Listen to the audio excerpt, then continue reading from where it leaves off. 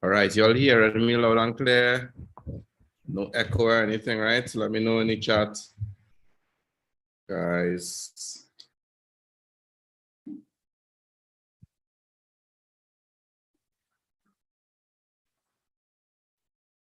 No echo or anything of the sort, right?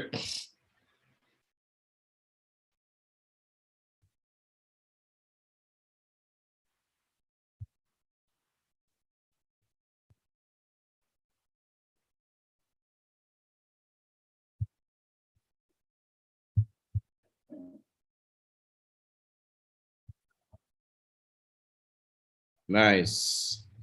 So, sharing the wrong screen.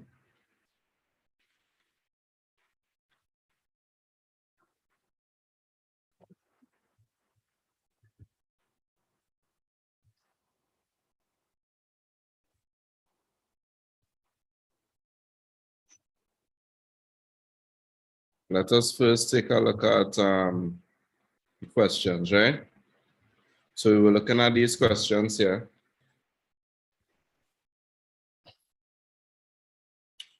You met a famous person at a party, or famous personality rather at a party.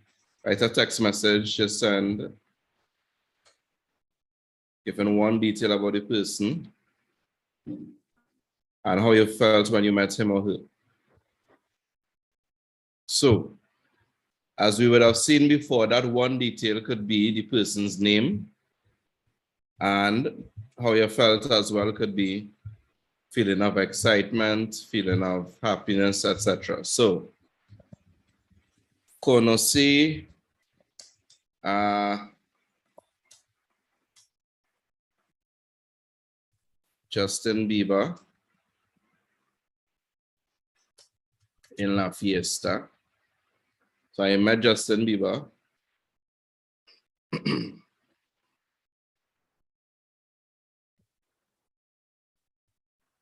Conocí a Justin Bieber en la fiesta, let us say last night.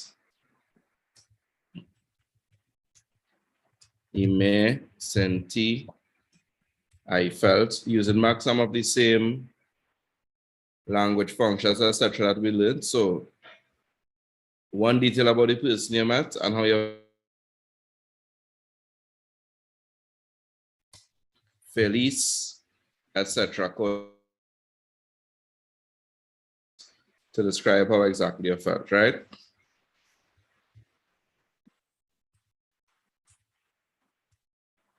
Nice. So number two, if we look at question number two, we share the in and out of the two screens, right?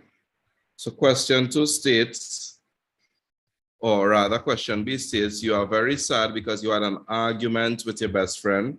Write the note you place on his or her desk, apologizing and saying how much this person means to you.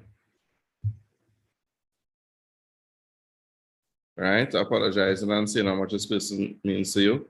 And I'm just going back with some of the things that you all would have used in the examples that I gave, right?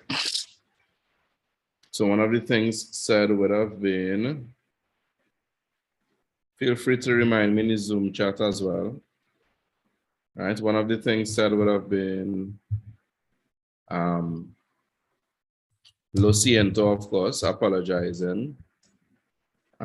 Eres mi mejor amigo. Or lo siento mucho. Te quiero. Or te amo. Right? I'm sorry. And you're telling the person how much you mean to them. I love you, etc. So I actually had something different in mind, but you all would have used this, and that is actually excellent. I actually had in mind to say, lo siento mucho, te aprecio. I appreciate you. Te aprecio, right? Which is how you would show the appreciation of showing that, hey, this person means something, means a lot to me. Yeah? We're moving now. And as I said, feel free in the Zoom chat to interject and ask any questions with using your mic, right? The third one says your sister has locked herself in a room and does not want to be disturbed. Write the note she places on her door, given 2 reasons why she must not be disturbed. So by looking at this, the main language function that Csec is looking to see that you're able to use is to know how to give a reason for doing something, right? So she does not want to be disturbed. Molestar is to bother or disturb, and you need to give 2 reasons, right? So an example of a reason that we could give here could very well be, I am studying, right? So she can say,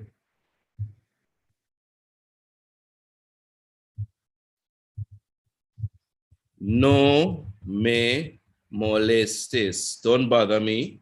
Give any reason porque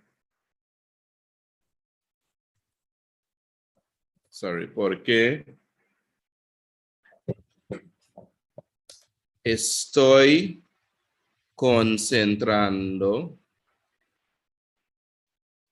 So 2 reasons. Estoy leyendo. Let me use that instead. That might be more. Porque estoy leyendo y estudiando. I am reading and studying. Así Thomas put in the chat here.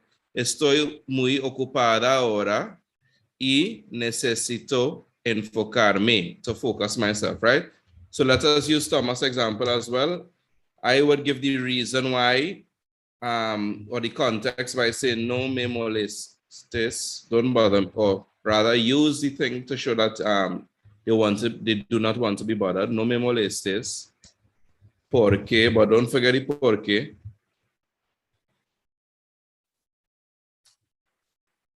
Estoy ocupado o ocupada y necesito enfocarme.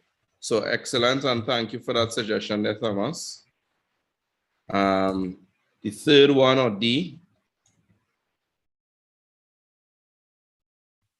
And feel free to type your suggestions in the Zoom chat, right? The third one, or D, your neighbor wants to know if you can babysit tonight.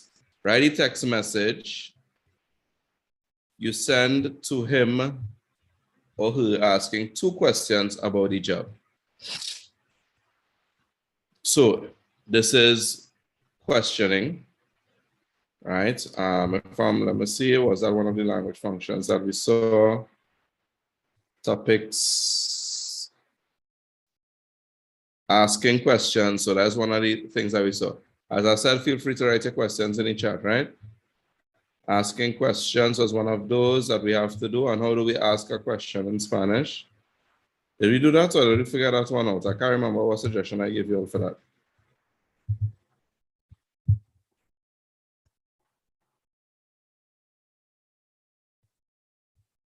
So what are examples of 2 questions that you can ask pertaining to the babysitting job? Your neighbor has asked you to babysit, and you have 2 questions. Neighbor wants to know if you can babysit tonight. Write the text message you send asking 2 questions about the job. ¿Cuándo es el trabajo? Y ¿es la paga bien? ¿Es el trabajo gratis? ¿Y cuándo? Okay. So let me help you all out with some of the grammar you put there. So the question you will ask is, well,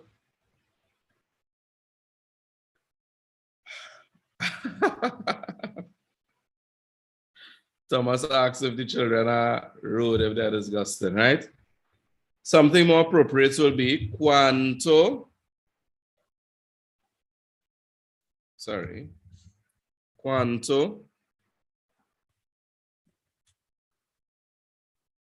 pagas, how much do you pay? Pagar is to pay, y cuántas, or for cuántas horas, for how many hours. Remember that they say in the instructions 1 sentence. So even though there are 2 questions, make sure that you include those 2 questions in the 1 sentence. No more than 1 sentence, they advise us. So something appropriate in this instance will be cuánto pagas, how much do you pay, y por cuántas horas, and for how many hours. Yeah? The reason why I would not have included when is because they already stated in the situation that the neighbor said to you that it is for tonight. So that information is already given. It will be a sort of redundant to come and ask again when it is they already told you, right? So the following one that we're looking at now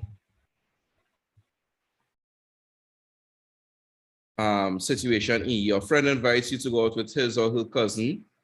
Write the text message you send declining the invitation with a reason. So you're declining an invitation and you're giving a reason why you're declining the invitation, right? So we saw inviting before. We also saw accepting or denying or declining. So we kind of fallen into two categories there. And of course, they want a reason why. So let me hear some of your responses. Let me see what some of you all have to say. Excellent, Sean. No puedo ir porque tengo una cita. Excellent. Ode. Yes, Jemima, I will do a letter with you all as well. So no fears. This is Jemima from the YouTube chat. So I'm seeing some excellent responses here. In the Zoom chat, I don't even know if it is all they even need my assistance because they're so perfect, right? So one person, let me see if I could give a hybrid of more than one of the answers given. Enfermo, desisto porque estoy enfermo. That can work as well, Shaquille. I would go with no acepto la invitación. So, no acepto la invitación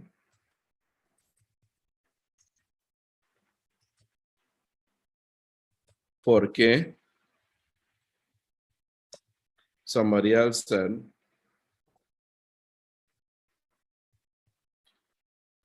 I will include one more thing. Ya tengo una cita. Right? And the word ya means already, and we use it before the conjugated verb. So if you want to say already something, I already did this, I already did that, you put the word ya, which means already, before the conjugated verb. Right, so Thomas, you remember that in the instructions, they said they want no more than one sentence. So you see how you put a full stop after mañana and then entonces, you will be penalized for that. So be careful of that, right? So simply, no acepto tu invitación porque tengo un examen muy importante, coma, o muy importante mañana, coma, entonces necesito estudiar. I need to study. Right, Thomas?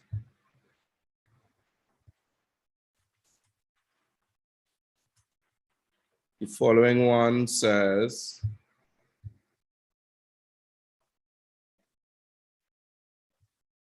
you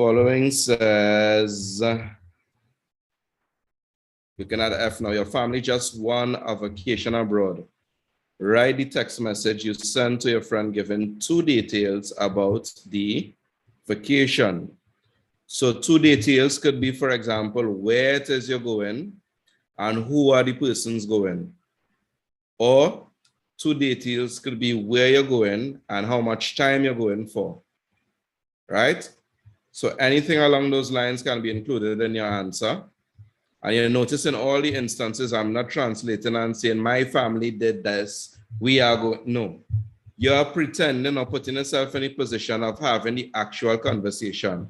In other words, you're writing back for Csec, what will the message actually look like? Yeah, so that is what we do, not translating. So for example, mi familia y yo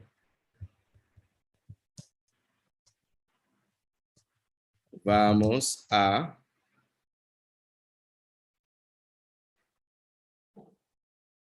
okay, let me use other example. Mi familia y yo ganamos una vacación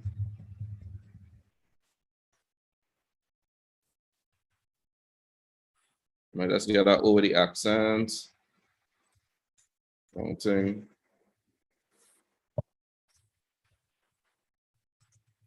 a Barbados por 2 semanas. Nice. Fue a Cuba el 5 de julio. Right. So I'm not sure how to pronounce that name, but his surname is Winter. I could pronounce Winter. Right. So that is excellent. Again, voy a Cuba el 5 de julio, sorry, de 2022. And you could put full stop there. So you give the place you're going to, Cuba, and you give the date when you're going, 5 de julio, right? Remember 2 details they say, and those details could be broad. It could be almost anything. You all give an excellent example so far, right?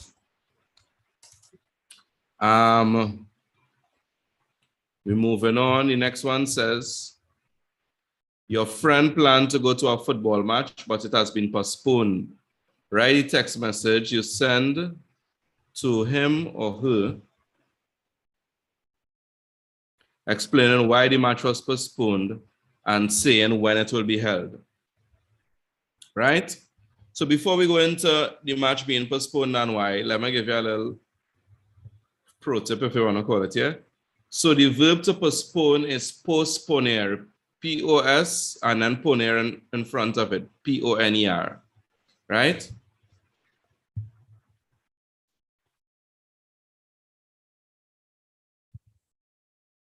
As I mentioned something else, but I can't remember right now.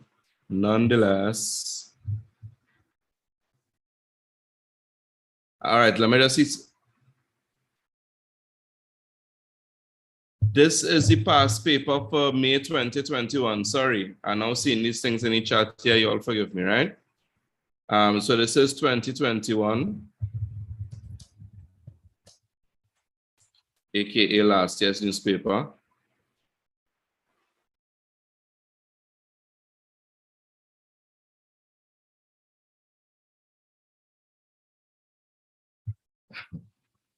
All right, I'm seeing something in the Zoom chat. Pablo partido de football. So I've seen this one giving us a little bit more problems regarding how we structure in what we want to say, right? So let me show you how you'll go about doing that for this one. All right, let me just share the screen.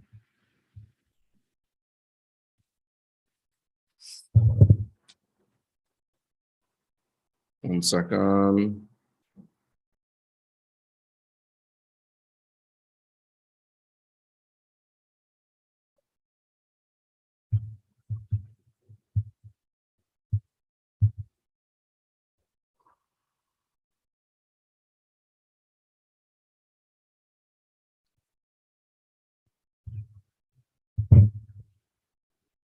So how we would go about doing this is simply like this. Using, sorry, I write in the wrong chat.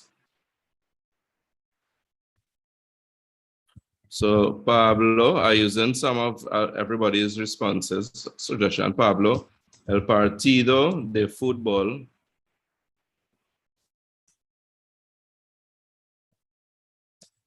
fue pospuesto. So you would use the we would use the passive voice here. It was postponed, right? A causa de, remember we spoke about a causa del mal tiempo, because of the bad weather, right? Let's say, for example, there was a storm or we got a storm alert warning, right? So your friend planned to go to a football match, it was postponed, the text message explaining why and saying when it will be held, right? So a couple of things here, saying when it will be held. El partido de fútbol fue pospuesto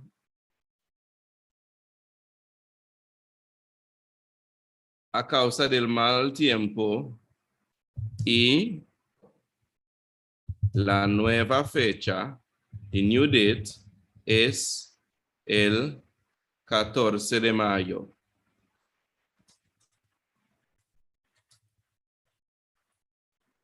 Or you could say, sorry, el partido de fútbol fue pospuesto. It was postponed a causa del mal tiempo, because of the bad weather. I was going to say something different and I forget. Right. So el partido de fútbol fue pospuesto para, so show an end date, as we saw with the use of para el 14 de julio. It was postponed for the 14th of July a causa del mal tiempo. So we include all the necessary information. We give the new date and we give the reason why it was postponed, while stating it was postponed as well in our response, right? You're welcome, Kishel.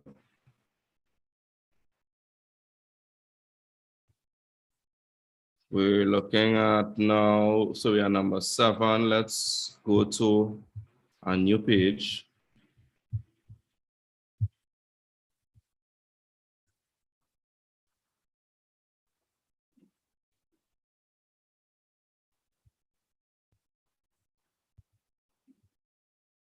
For number 8. So number 8 says, or rather not number 8, but H, your neighbor is having a party and wants to borrow an item. Write the text message he or she sends to your father asking to borrow the item and saying when it will be returned. Let me hear what could the neighbor possibly want to borrow for the party? Right, so we have a couple of things. We learned the word to borrow, or the expression to borrow, right? So pido prestado plus the item, and your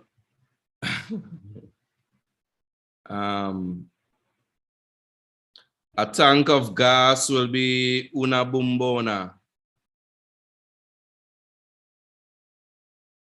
right? The gas tank, as we know it, we don't say un tanque. I've never heard un tanque, to be honest. I don't know if this is just a Venezuelan phrase because I've heard it from native speakers. It's not something I researched in a dictionary, but una bombona, that's how we say a gas tank. I believe you should find it in the dictionary as well. So somebody could look up that in the meantime and let us know. B-U-M-B-O-N-A, bombona.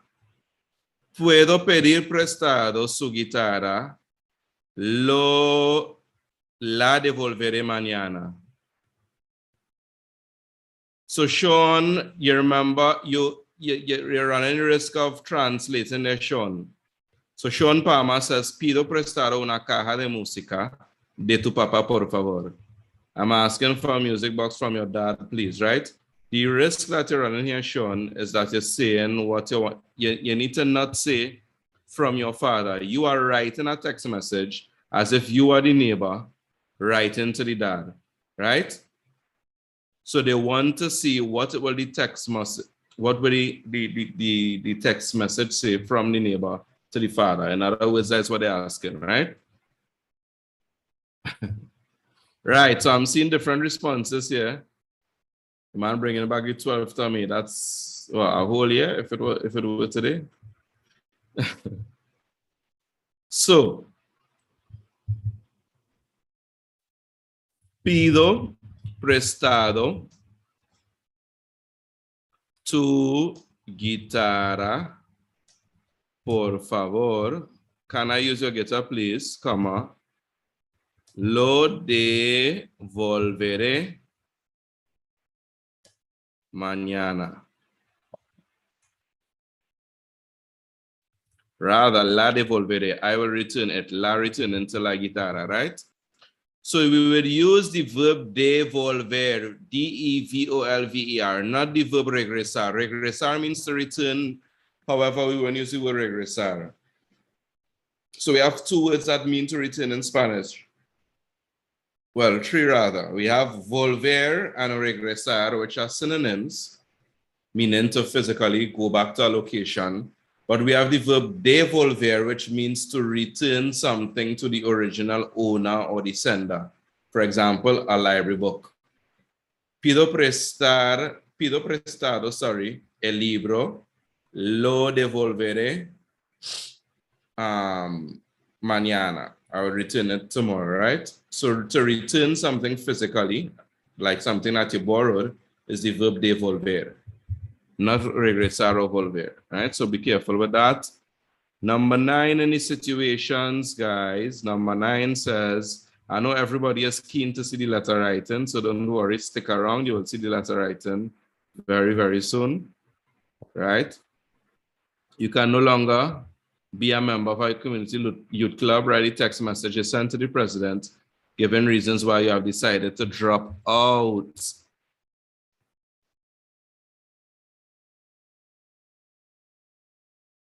So the text message to the president, 2 reasons why I decided to drop out. What will you all say? Tell me, let me see.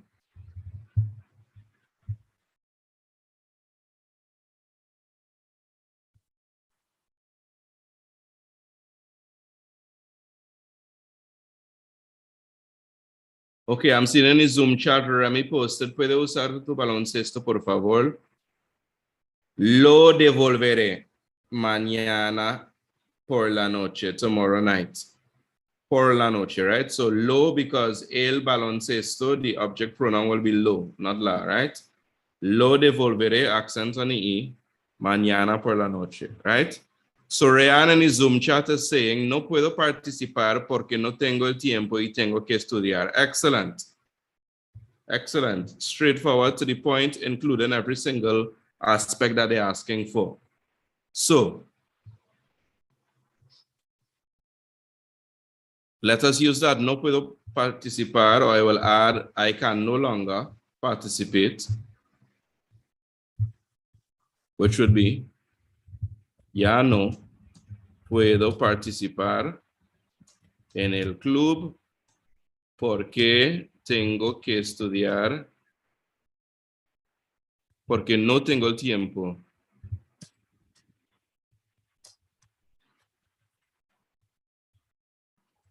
Y tengo que estudiar. Nice. Porque no tengo el tiempo. Grupo. So 1 second. Sean Palmer said, desafortunadamente, tengo que salir de. Right? So Sean, certain things, to have to do something, although salir means to leave. Once you want to express to have to do something, we use the expression tener que, followed by the infinitive, right? Although the infinitive is already saying to do whatever that action is.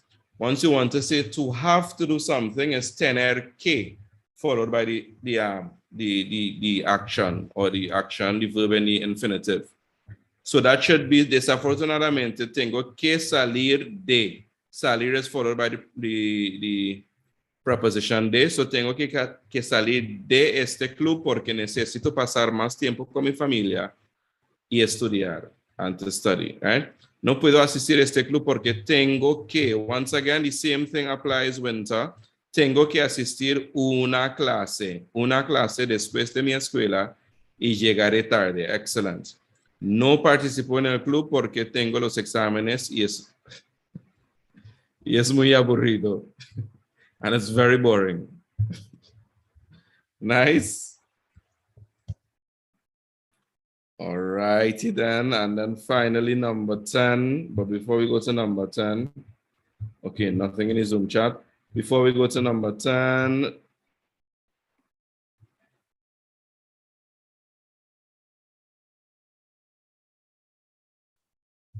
you have somebody by the name of Tarquin. All right, there's only one Tarquin I know in this world.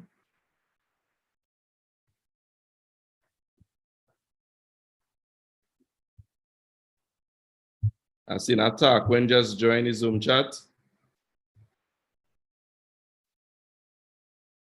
Audio is connecting. Tarquin, is this my brethren Tarquin, or is this Takun, where are you joining us from? Can you hear me? ¿Me escuchas? While we're waiting on Takun to respond, let me just look at some of the suggestions in the Zoom chat, in the YouTube chat, sorry. No puedo participar en el club porque tengo que viajar a España. So Remy,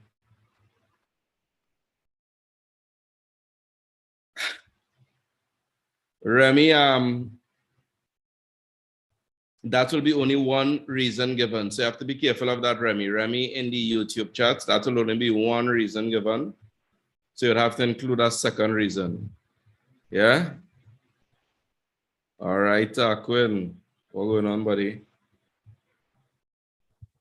All right, I know you probably kept on your mic, but no sin. Welcome. All right, you're welcome, Remy. So we're moving along. The last one, Jay says,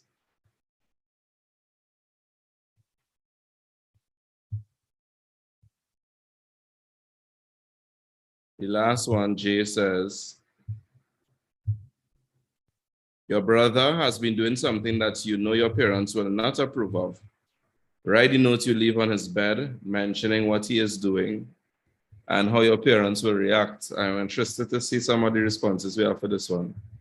So let me hear what you all have for this one.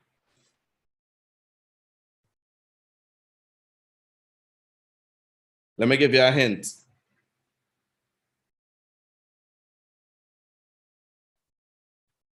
Okay, now my hint was going to be, it could be a negative command, but they didn't ask us to instruct. So we will not use a command in this instance. But your brother's doing something that your parents will not approve of. He might be stealing, he might be smoking, something, right? So what are some suggestions of mentioning what he is doing and also stating or mentioning how the parents will react?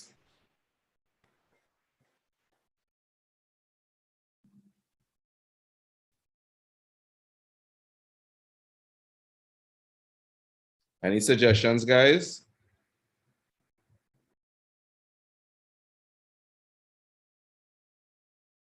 Okay.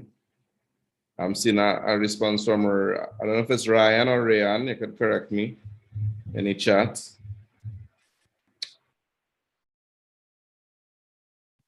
Be careful because remember, you're not telling them or instructing them to stop doing anything. You're simply mentioning what it is they are doing, right?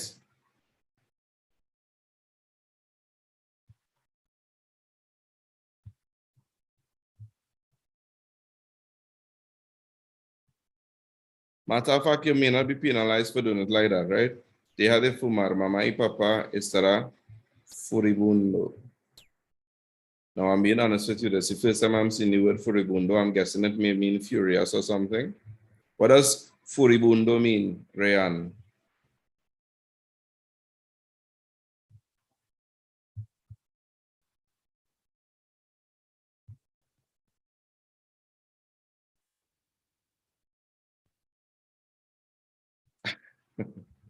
Okay, just verify it in the dictionary, right? So let me give you an example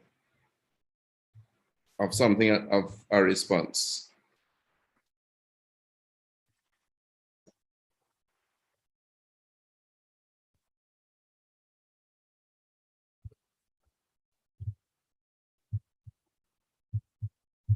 Right. Deja de fumar porque mamá o papá te castigará. Dad will punish you.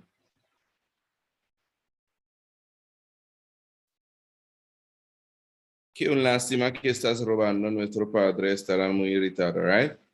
So I like that, Sean. Sean says, que lástima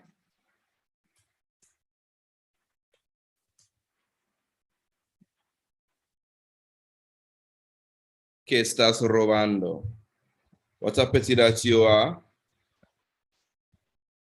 stealing.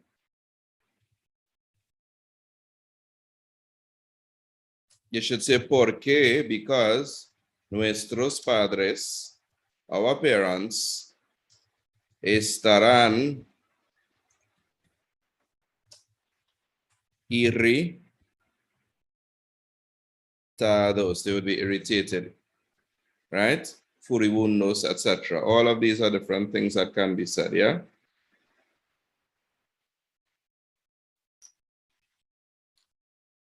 Dance off. Somebody's messaging in the... So if you want to say just now, let me respond to the Zoom, to the YouTube first. Dance off 15. How can you get the past paper? WhatsApp me at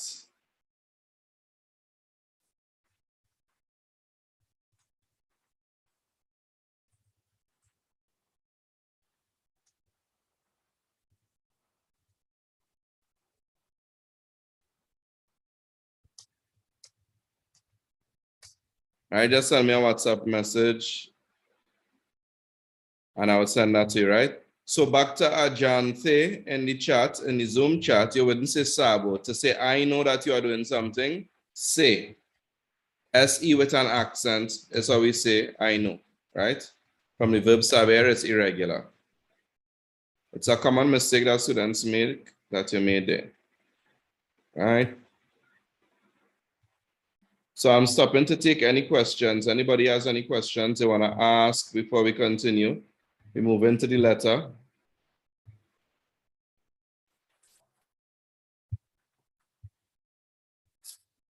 Any questions anybody wants to ask before we continue?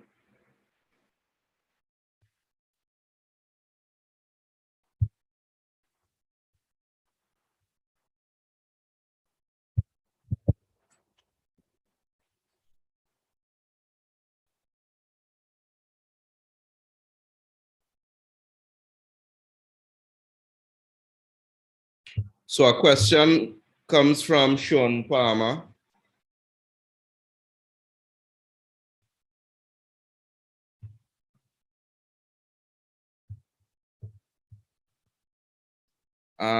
His question is, how long would you recommend we take an exam to do the situations?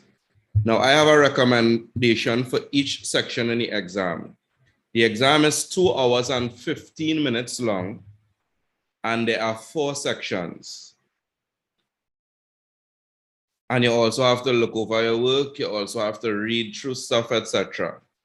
So I think that naturally that gives you 30 minutes per section and 15 minutes to be used between looking over your work, etc., that sort of stuff. Looking over your work, reading the different instructions, etc., right?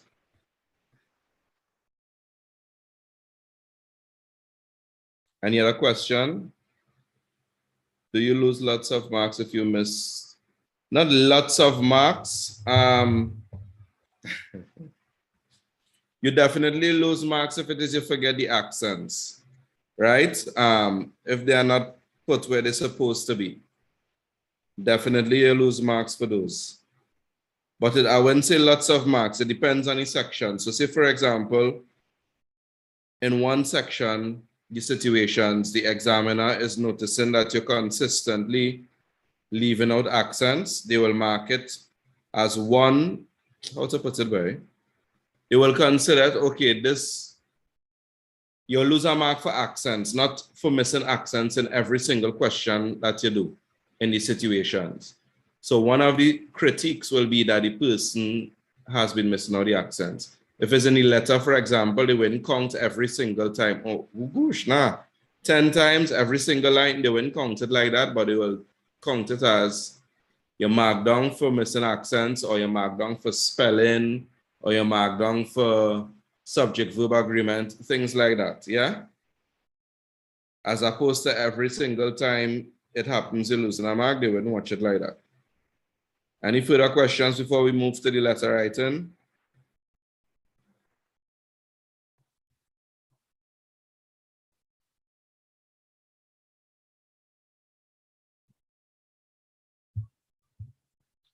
Paper 2 questions repeated.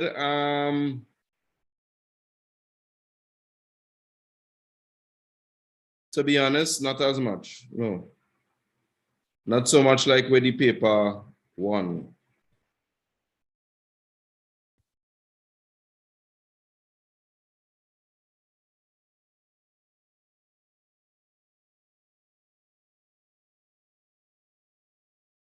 Yes, Bubbles, we are going to do letter writing soon.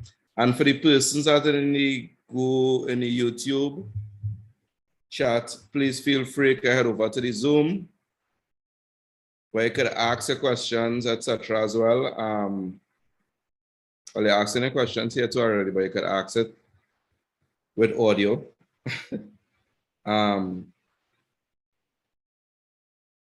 And you have that further interaction as well. If you're wondering where again the Zoom link, you just go into Quintessential Language Learning. You go to Quintessential Language Learning on Instagram, and you will see in the status the Zoom link, the credentials to log in. Welcome, Aloy. Sir, are you correcting this for Csec this year? No, I am not.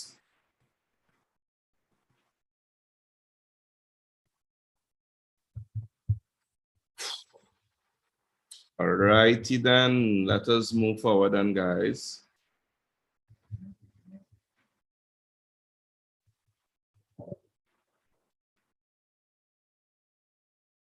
All right, let me send it here. Meeting ID.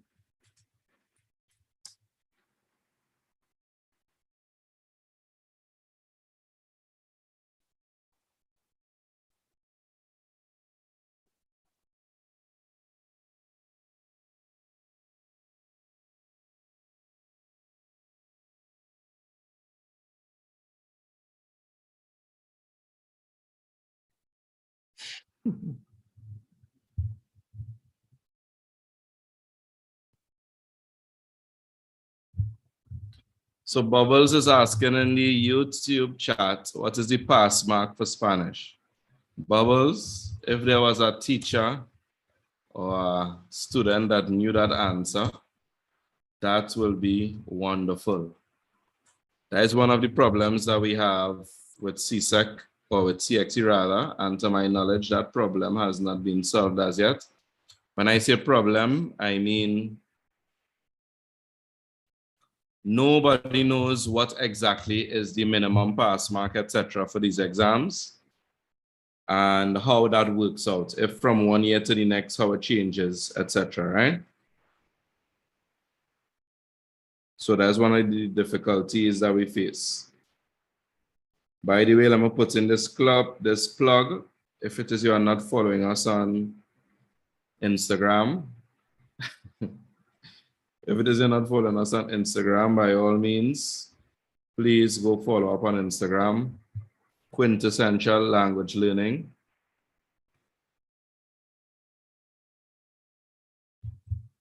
Right?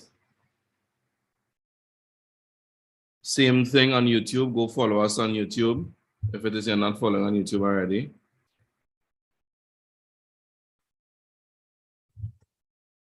I'm seeing somebody says that CXE uses a bell-shaped curve so that it varies from year to year based on performance. I've heard that theory before, however, I've never heard that actually said from Csec. And that is a problem, from CXE rather, right? That is the problem that we have. So let me just put that plug once again.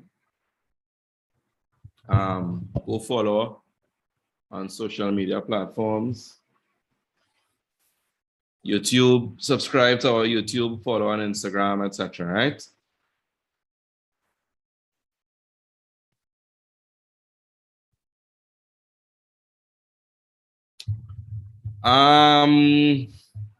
Another question, do you think Spanish should have an SB and remove orals?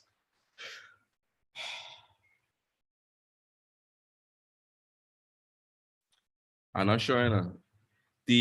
If you think about it, from my perspective, the purpose of the SBA is to formatively give the student a formative assessment, basically something that over the course of the study of the subject, the 2 years in this instance, Form 4 and 5, the student gets to progressively build up their competence in a practical way in the language. So I know for the maths SBA, for example, they will use some of the concepts that they use in the mathematics and apply it to a real world something. Similarly with the English, you have some public speaking, etc. to do. Now, the thing is this, the oral exams for the SB for Spanish already does that. So to remove it and put a different component, I'm not sure what difference it will, I'm not sure what difference it will make, to be honest. Yeah. Personally, what I think the issue is,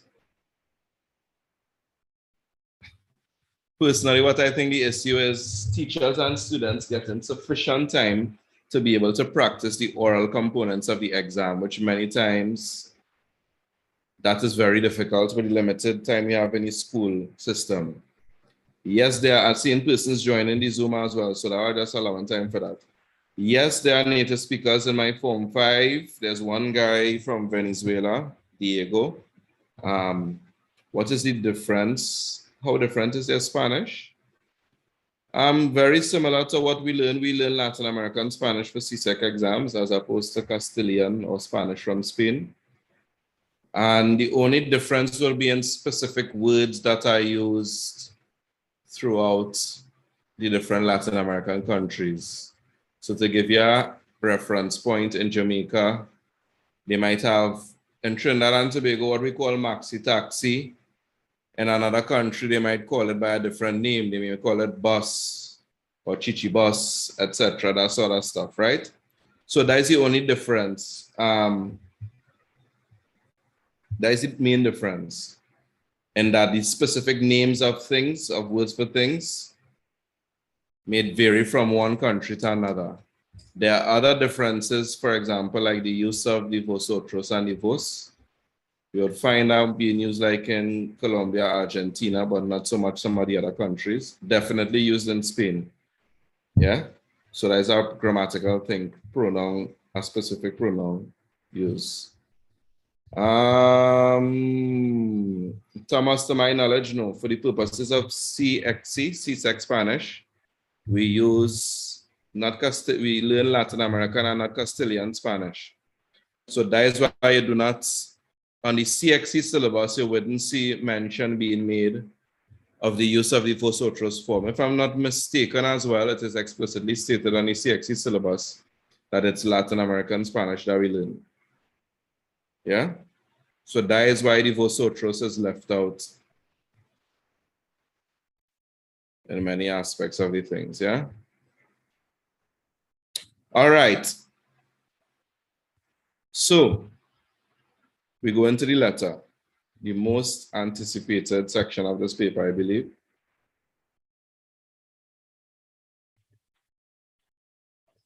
So we have a letter here. You recently participated in a major event in your country.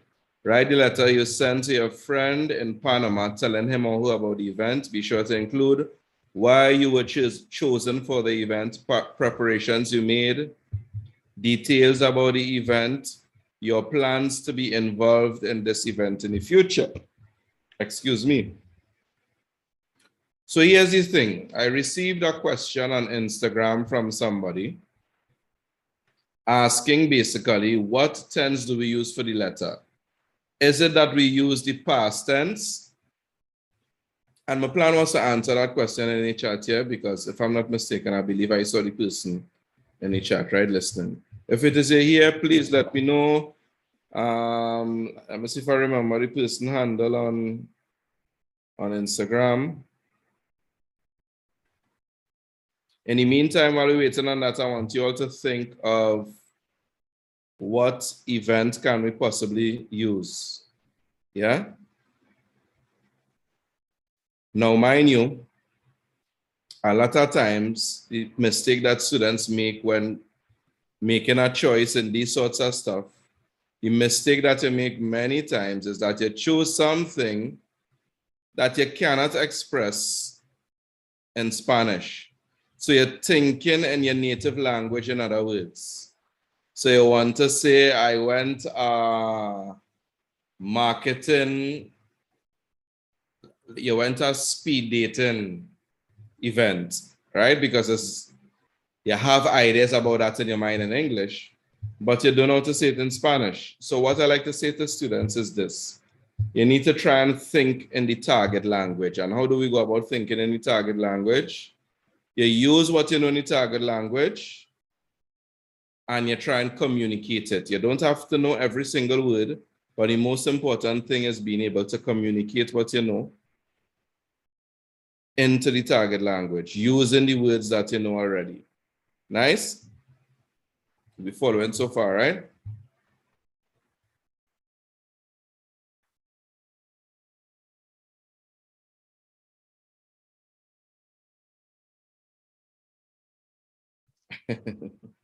Everyone is always from Venezuela too, yeah. The times we had native speakers in my classes, they usually been from Venezuela. A proximity thing, I guess. Right, so while you're thinking about the specific event we want to talk about, you have here, you recently participated. So how do we go about choosing the tense to use? You participated, past tense. Write the letter you sent to your friend in Panama telling him or her about the event, right? Include why you were chosen, past tense. Preparations made, past tense. Details about the event, past tense, but we'll see which past tense. Your plans to be involved in the future. So when you're speaking about this point, you should speak in the future tense. So that is how you go about figuring out what tense to use.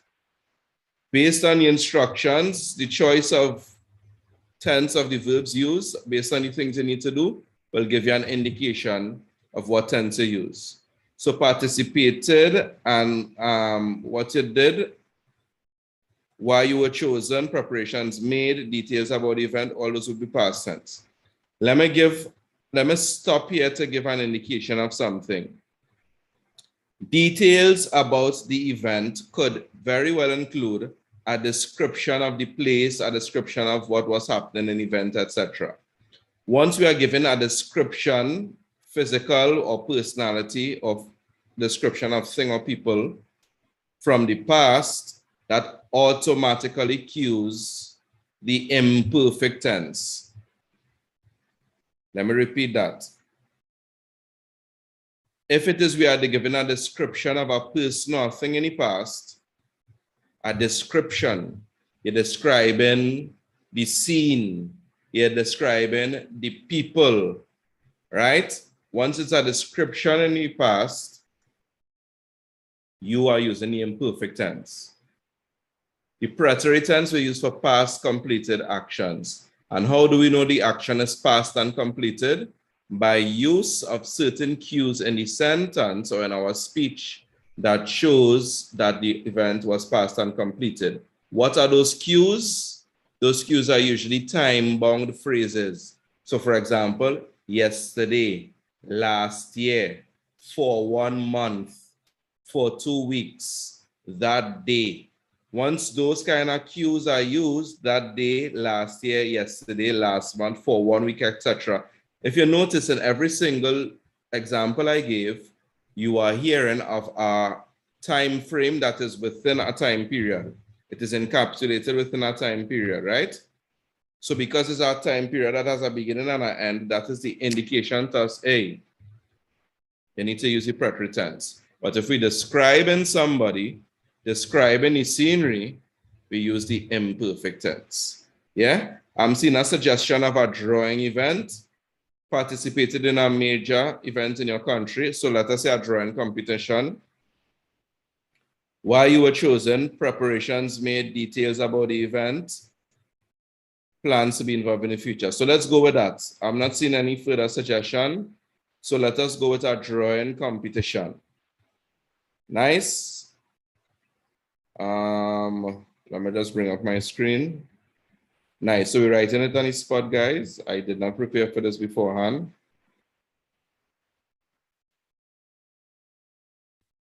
So I'm putting myself in all the shoes, in other words. Right? I'm doing it as a student will do. Nice. So somebody asked in the Zoom chat, can you use the present perfect tense? A participado. We use the present perfect tense when it is we want to speak about, as a matter of fact, let me use instead Microsoft Word. We use the present perfect tense when you speak about an activity, most times that was completed in the past, but whatever the activity or the thing is, it somehow continues into the present time, right? Or the reality, or whatever the reality of that thing that is being stated, it continues into the present time. So for this instance, I wouldn't necessarily use that because it's about last year, you participated, etc. I wouldn't use the present perfect tense for that. I will use the past tense, right? So okay, nice.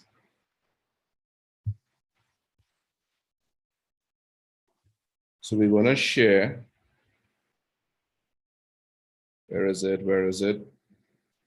Microsoft Word. Okay, I'll just share my screen.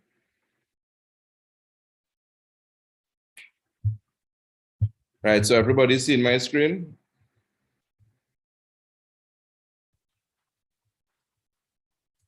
Sample letter. For my Zoom people, give me a thumbs up if it is a seeing the screen. For my YouTube people, give me a thumbs up if you're seeing the screen, please.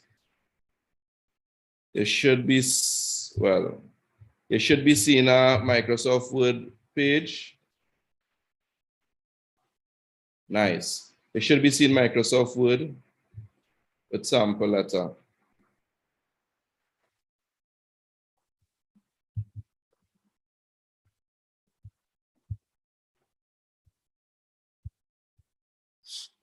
So point number one.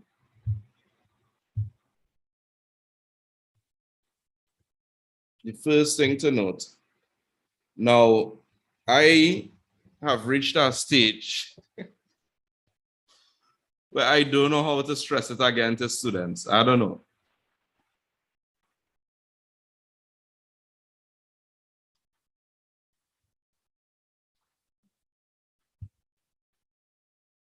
I'm seeing Jonathan messaging.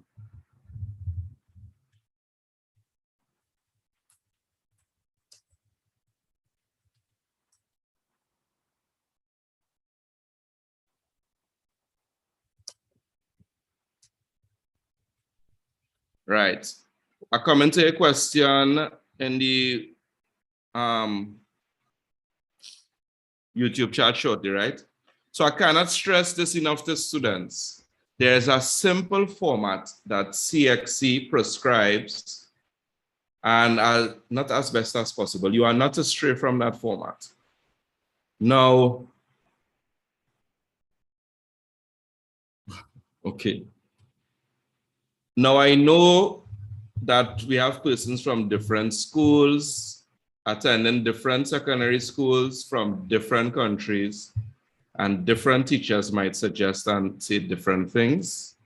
But let me tell you why I say what I say. The reason why I give this format to students that I'm going to give you now for writing a letter, and format especially with the dates, the reason why I give this format is because I have seen in CXC's reports where they have said that students have been penalized for writing the format this way, and they have gone further to give a suggestion and say, this should be the format of writing. So for example, the date or the starting of your letter, you should start in the top right-hand corner and write the address simply being the city you're writing from. So for example, Kingston, comma, and the date in numerals. 4 de junio de 2022. Punto final. That simple format is how you go about writing your date. I am not trying to throw any shade. I am not trying to throw any teacher under the bus or anything like that. I am just explaining to you all what I have come across based on information on CXC's website that is available to everybody, right? Refer, send me a message at 707-1774 on WhatsApp. Nice. So once again, this is not my personal opinion, but these are the suggestions as given by Csec. So you start off with your address, and the address is simply the city you're writing from, a comma, and the date, which should be written in numerals. Why am I stressing numerals? Because students in the past have tried to write out the wording of the number cuatro and 2022 in an attempt to increase their word count, right? That will not be counted. They want it in numeral form. So after I write the date like that, you give your greeting. Querido, let us call our friend in this instance, Carlos, right? Querido Carlos. Nice. Two things I tell students, and I haven't seen from the reports I've read, I haven't seen CXC spoken to it explicitly. I've either seen they put a colon and skip a line and start to write, or they put a comma and then indent for each paragraph. These are some of the common questions I've seen, right? So, querido Carlos, right? And I'm going to give us now some examples of a couple things, some universal phrases that can be used and that incorporates advanced language structures. What do I mean by that? I'm going to give us examples of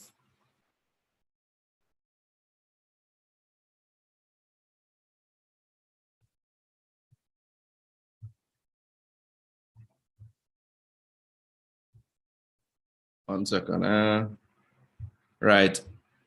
I'm going to give us examples of some phrases that we could use no matter the letter you're writing, and automatically you'll be plugging in some very advanced language concepts. And what does that mean?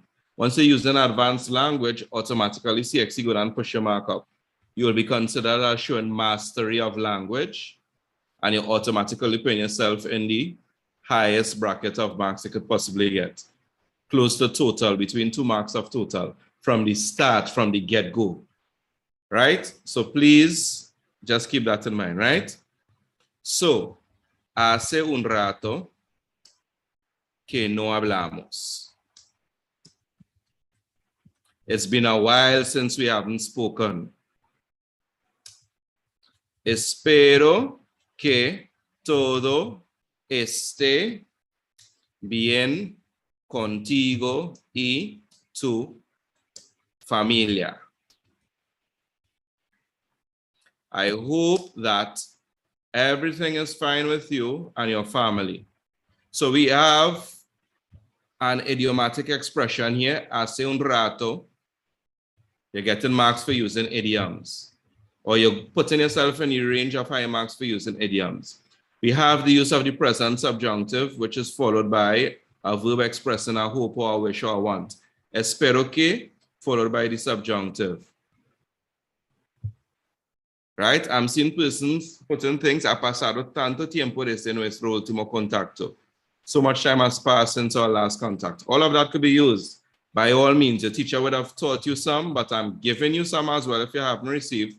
And the reason for using these is because they are universal, aka they can be used no matter which letter, what topic you're writing, and they incorporate advanced language structures in Spanish, which will give you the high mark. So hace un rato que no hablamos. It's been a while we haven't spoken. Espero que todo esté bien contigo y tu familia. I hope everything is well with you and your family. Aquí todo está chévere. Everything is great here. Right? And then this should always be done. I repeat, this should always be done. In your first paragraph, and the pointers, these pointers will help you to meet your word count as well, right? in your first paragraph, you should always state the reason or the purpose for writing the letter.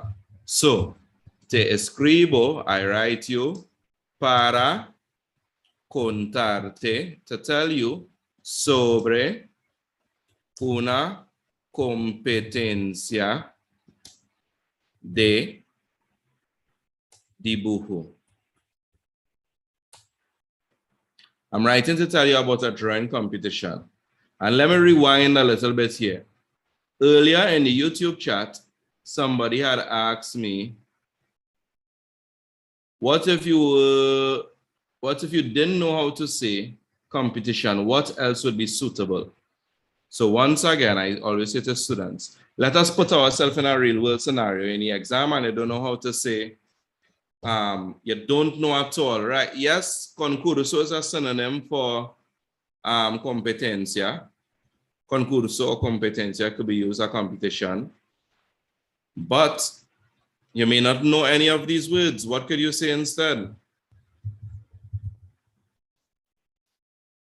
You could simply say un evento, sobre un evento de dibujo. An evento is easy to remember because it's what we call a friend. It's similar in the two languages, and it could be used back based on what they gave in the letter itself, right? So te escribo para decirte o contarte sobre una competencia de dibujo, about a drawing competition. That is explicitly stating why it is you're writing your letter. Another way you could have stated how you write a letter, that is explicitly stating why it is you're writing a letter. But you could have done it implicitly, implied, right? Yo dibujé, I drew, lo mejor dibujo de todo el mundo. I draw the best drawing of everybody. So you could say it like that, implicitly talking about, hey, I'm going to tell you about something that I draw. Or a universal or general one that could be used, tuve la mejor experiencia del mundo. I had the best experience in the world. This can be used as a reason for writing a letter. That sentence that ends off as giving the reason for writing a letter, this could be used to do that. You could either be writing about something good or something bad, right? If it's the worst, you could say la peor experiencia. Peor, P-E-O-R, which is how we say the worst, right? So we start off by greeting the person, expressing our reason for writing, and then we go into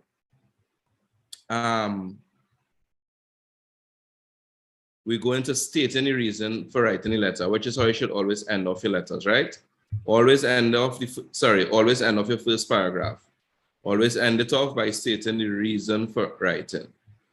Next, what do we do? Let me just go back to this, right? Why you were chosen for the event, preparations made, details about the event, plans. So this is what I like to advise students. This is how you should order your letter. You start off with your date at the top right-hand corner. You have your greeting next, left hand below.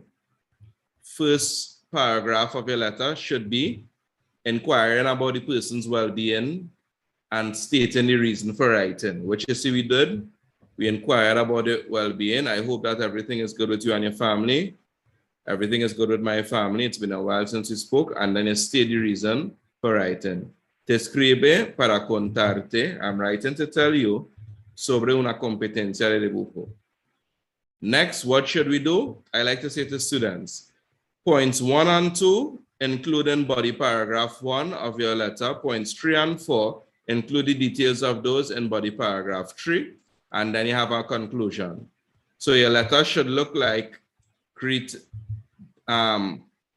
address with date, greeting, introductory paragraph, Body paragraph 1, body paragraph 2, conclusion. And when we follow this rubric, body paragraph 1 being points 1 and 2, that you need to include in letter, body paragraph 2 being points 3 and 4, once we follow this rubric, the majority of times we would, and the conclusion after, of course, the majority of times we will meet the word count, which is one of the worries that students have, right? The most important thing is fleshing out those points.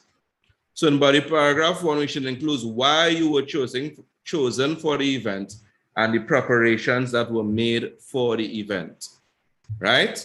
So any suggestions before we move forward? Anybody want to suggest why we were chosen? I would suggest that we say we were chosen because I won an art competition in my school, right?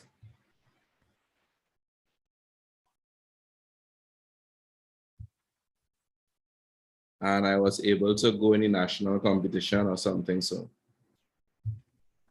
anybody has any different suggestions they want to add, whether in Zoom or on YouTube?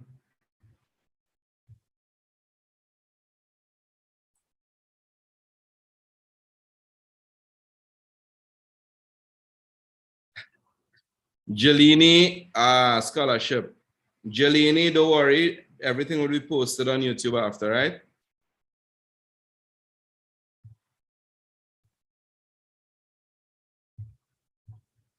So some of the suggestions that came through include you want a scholarship, you want a national competition,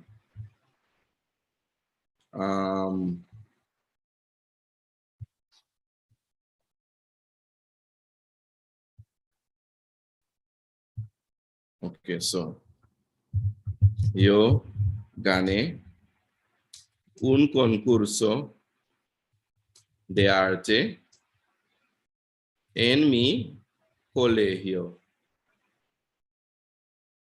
y participé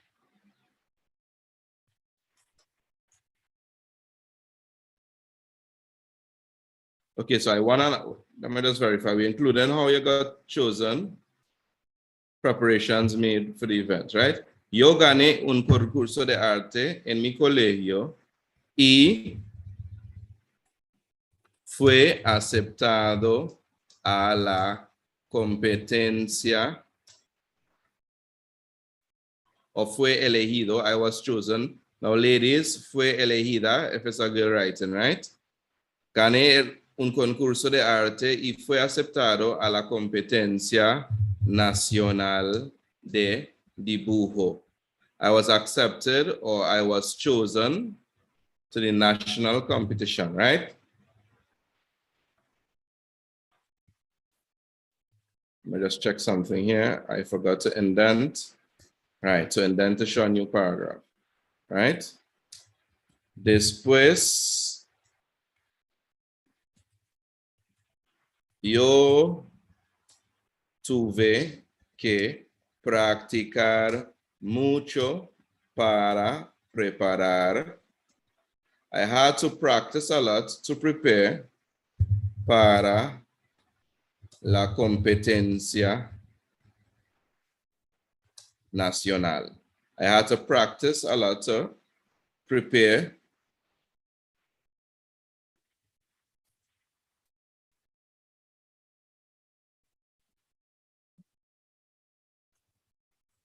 Mr. Motley, can you please send your messages in the normal chat for everybody to see? So yo tuve que participar. I had to practice a lot in order to prepare myself for the national competition.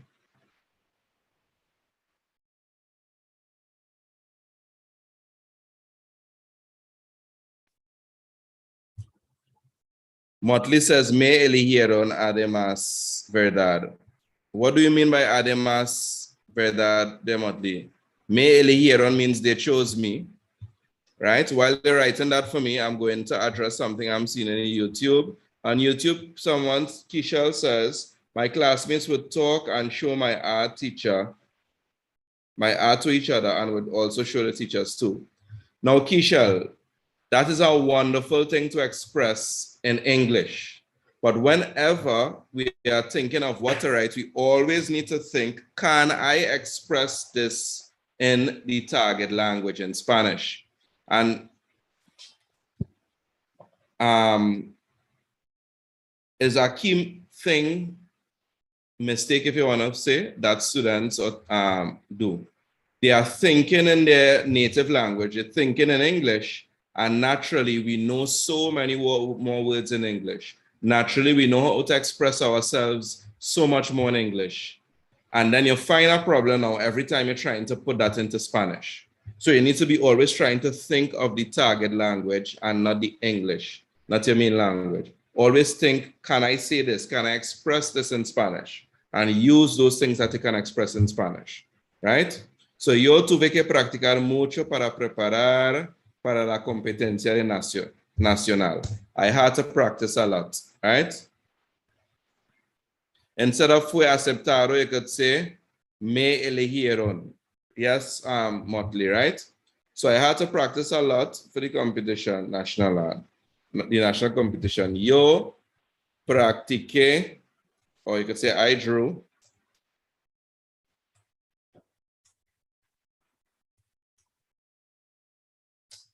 por 2 horas cada día por 2 meses. So I drew or I practiced for 2 hours each day for 2 months. That is how you practice. So in those 3 lines, you are saying why you were chosen for the event, because you won a competition and you chose in your school and it was accepted to the national competition. Preparations made. Now you go and talk about details of the event, right? So those 3 sentences, 1, 2, 3, comprise that paragraph, right? Now we're going to talk about the other 2 points, which is the details about the event and your plans to be involved in the future, right?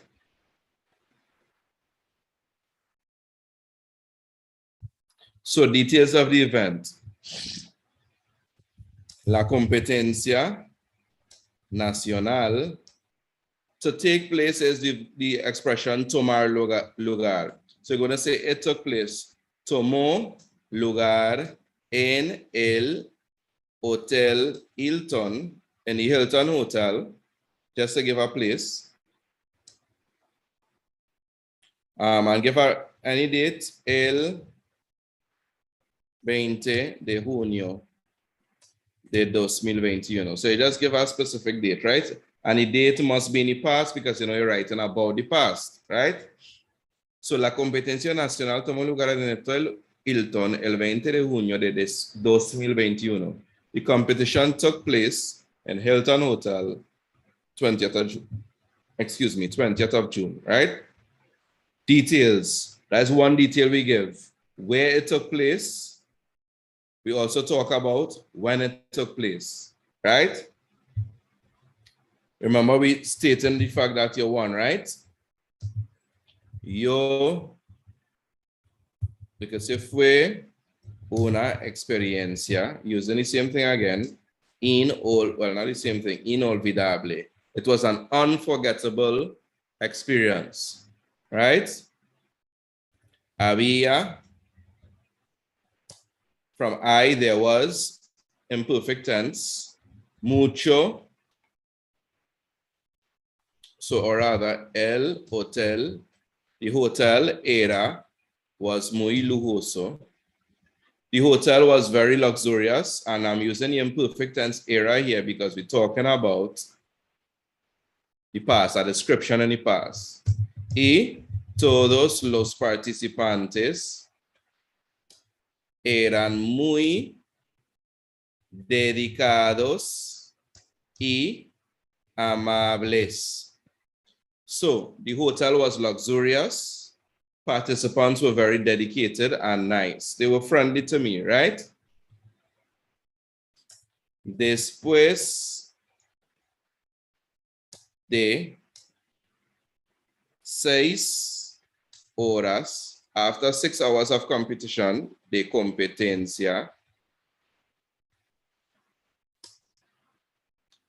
Yo gané.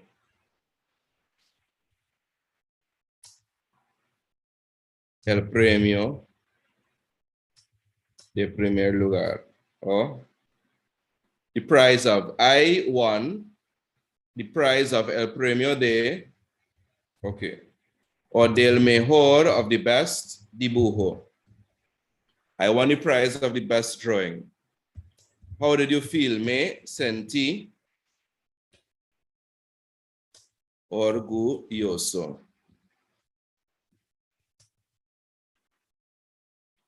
Sorry. So these are things they didn't explicitly state it, but they can include it. You participated in an event. In this case, you're talking about the fact that you won. So you could talk about your feelings. There's no stopping you from doing that, in other words. Right? Also, so me sentí orgulloso. I felt proud. You could then say, pienso participar en la competencia el año que viene. And I'm giving you specific things here. The verb pensar followed by a word in the infinitive is how to say you intend to do something. We use that when we want to express a future thing. So instead of just using the future tense, I will participate, yo participaré, you could also state to intend to do something, and to express to intend to do something is the verb pensar, conjugated in the present tense, yo pienso participar, followed by the verb in the infinitive. Pienso participar. So pienso participar en la competencia el año que viene. I intend to participate in the competition next year. In total, it will be 4 paragraphs, Jolini. Introductory paragraph, body paragraph 1 will include points 1 and 2. Body paragraph 2 will include points 3 and 4 and a conclusion. Right? So how do we go about ending it now? Not abruptly. Entonces, es todo por ahora. So that's everything for now. Saluda a tu familia. Greet your family. Para mí.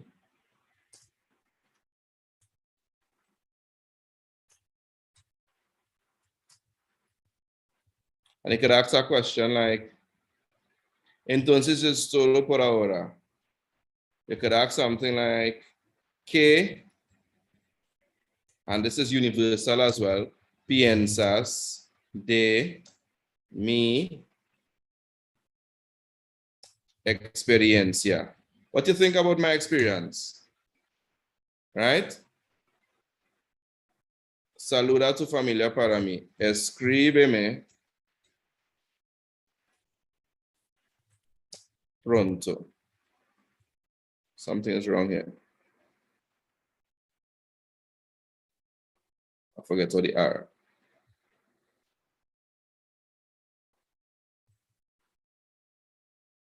Saluda. Right. So that is all for now.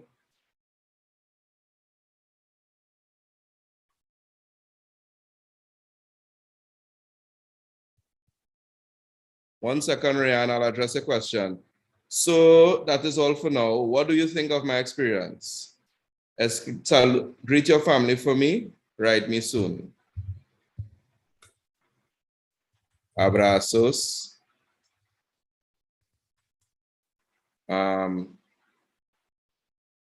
Juana. Another thing that CXC always says is to do not use your actual real name, right? So please follow the instructions.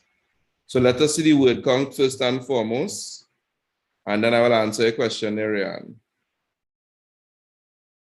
So following those instructions, we have 168 words, right? Now, maybe I went a little bit to tongue as somebody a little bit more advanced in the language than you all. And let me say, something is wrong with the letter size here. Let me say this as well. Although they are giving you 130 to 150 words, you will not be penalized for writing 10 words less and 20 words more. So really and truly, they would allow you to write up to 120 to 170 words. Once again, this is not my opinion. This is not me telling you so. As a matter of fact, we would be less than that because we have more than one sentences, and I realize something. This is 15 words. So 15 minus 168 is how much? 168 minus 10 is 158. Minus 5 is 143. 47. What? 145, right. So with any word count. If my maths was wrong there, please forgive me. That is the main reason why I'm teaching Spanish and not maths.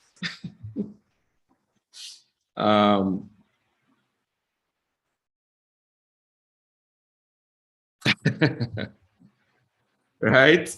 That I would, so let me field the questions one by one. As I was saying, it is not my opinion that you can write between 120 to 170 words, although the question paper says between 130 to 150 words. Where did Senior Weeks get this information from or say such a thing? And I could say it in public because the information of this is in the public domain. Although I'm on YouTube, I can say it publicly because the information is in the public domain. If you go on any CXC subject report, specifically, if you go to the 2014 report, if I'm not mistaken, you will see where they say that. And that is something that is made public. So this is not my personal opinion, right? Let me deal with some of the messages that come through now. Because we have to close off for today. I will give you all some information. We will try and work out tomorrow as well to do some extra work on this, right?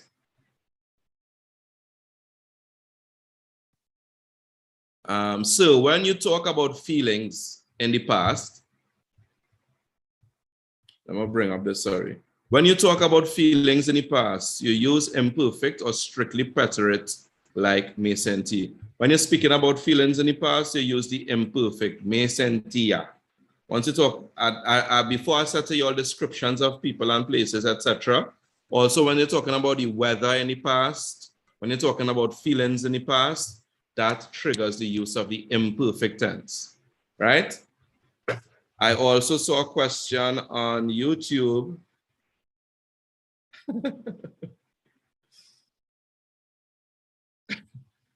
A question from YouTube says, what is the I word next to experience? Yeah, I think that is down at the end. ¿Qué piensas de mi experiencia? My experience. That's the I word. Jelini says, lend me a brain. That was Keisha that asked that. Yeah. Lend me a brain for the exam. Unfortunately, I wouldn't be able to do that. If I could, I would, I promise you.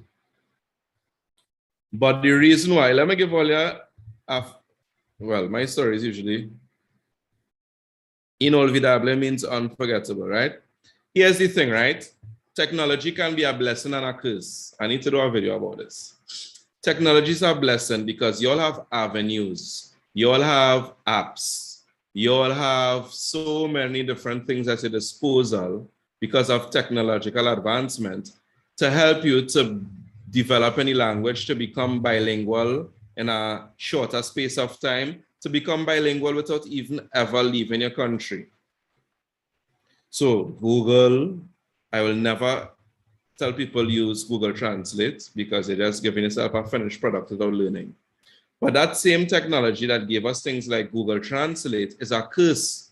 The blessing is that you have more help, but the curse is that you become dependent on it. So let me give you an example. I'll do a TikTok with it, Zane.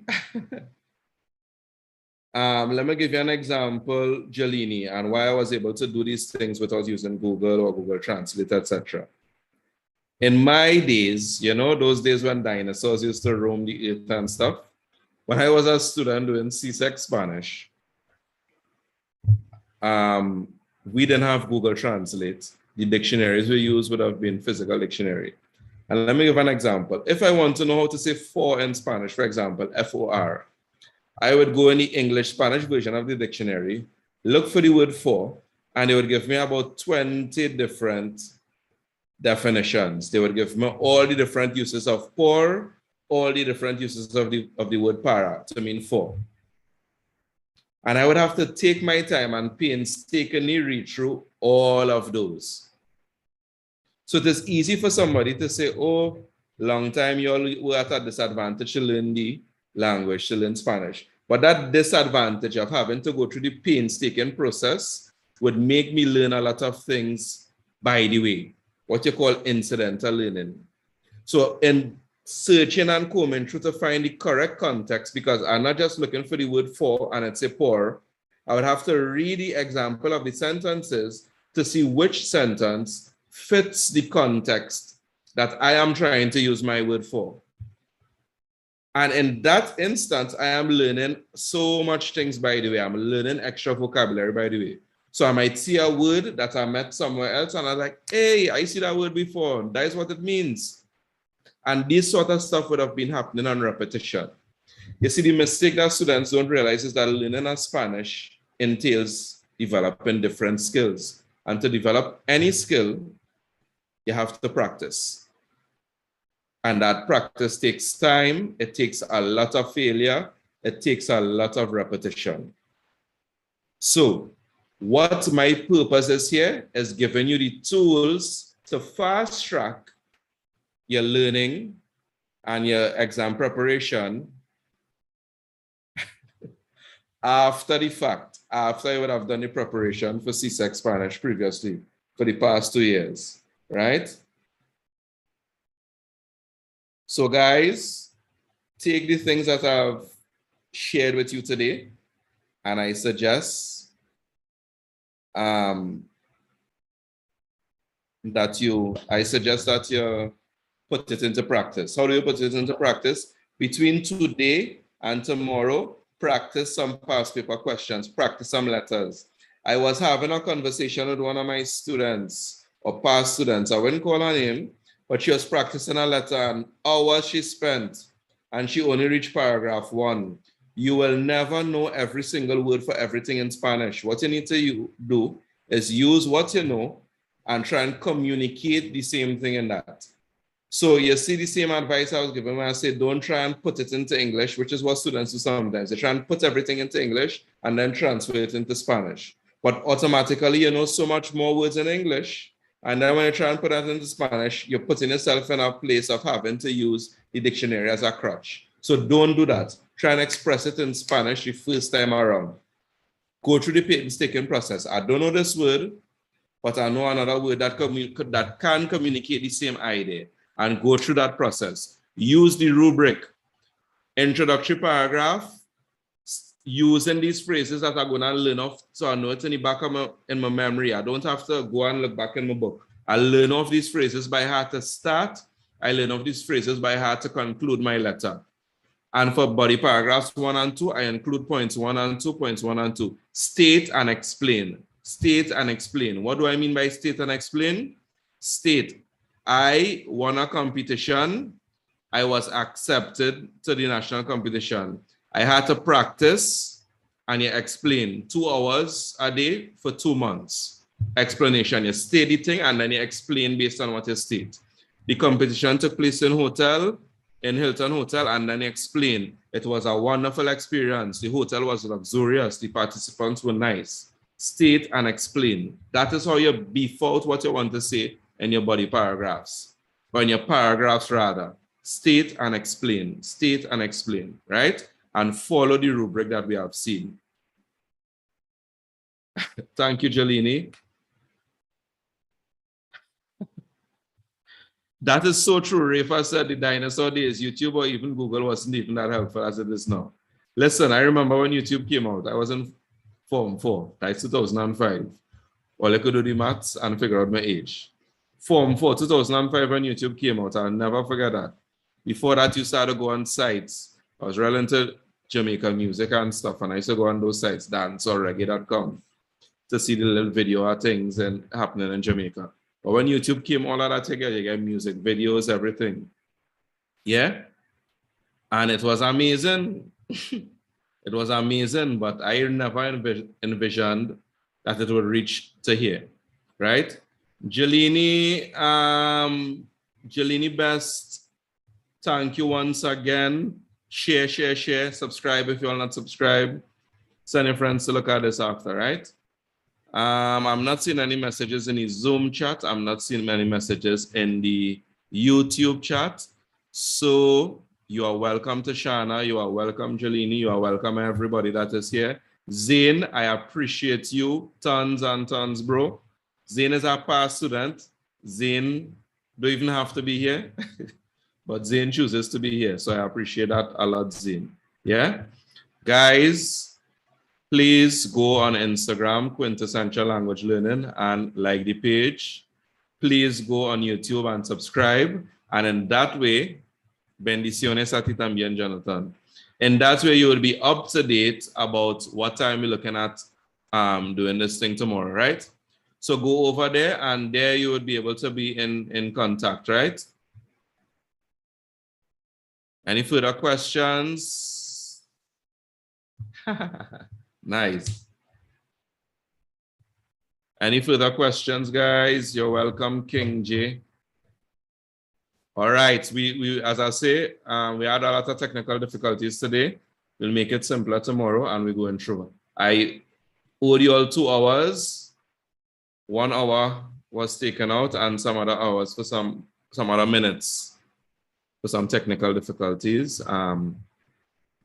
So yeah, just tune into Quintessential, and within the next 24 hours, you'll get all the information you're asking for: vocabulary, notes, time, etc. Right? So, like I say to my students all the time, we have reached the end of our session for today. And like a candle in the wind, I'm out. Nice. So take care, guys. We'll be in contact. See you tomorrow.